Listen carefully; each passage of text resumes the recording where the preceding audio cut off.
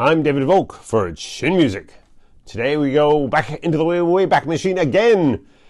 How to avoid office nags is today's post. Look for these characteristics of nudges. As we've made our way through the alphabet, we've talked about some pretty annoying people so far. But nudges may be the worst because working with them gives you the feeling that you never left home. Of course, if you miss the love your mom used to shower on you, it's nice to have them around until you realize why you left home in the first place. While there does seem to be some disagreement over how to pronounce the word, some say it rhymes with fudge, others say it has the OU sound, as in could, there's no disagreement on one thing. You really don't want such a person near you, especially if they have these characteristics. 1. Likes to look at your clothing and say, "You're going to a lunch meeting in that?" It doesn't matter what you're wearing, they really can't stop themselves. The best answer that we've found is yes, and I'll buy some more of the same type of outfit just to annoy you. What are they going to do? Spank you? 2.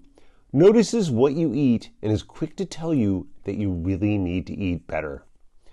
No matter what you eat, it will never please them. If you eat meat, they'll tell you about the hazards of feedlots. If you eat fruit or veggies, they'll complain that it isn't organic.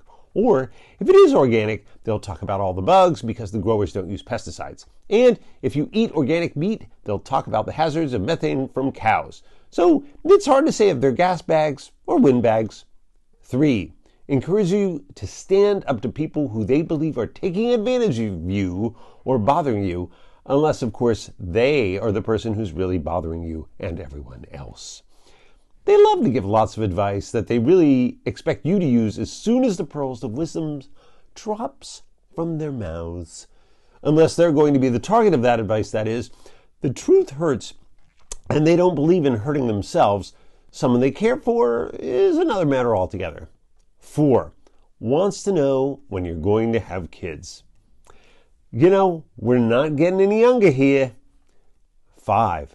Makes a habit of pestering coworkers to do what they need to do, even if they really don't want to do it, especially if they don't want to do it. That's a little bit confusing, isn't it? Because it's so much easier to urge others to do life's really hard work than doing the hard work themselves.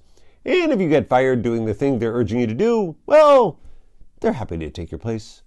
6. Is so annoying that fellow employees often start referring to them as ayenta, even though they don't know what it means. And finally, they prove that you don't have to be Jewish or even female to be a Jewish mother. I've been David Volk, and this is Chin Music.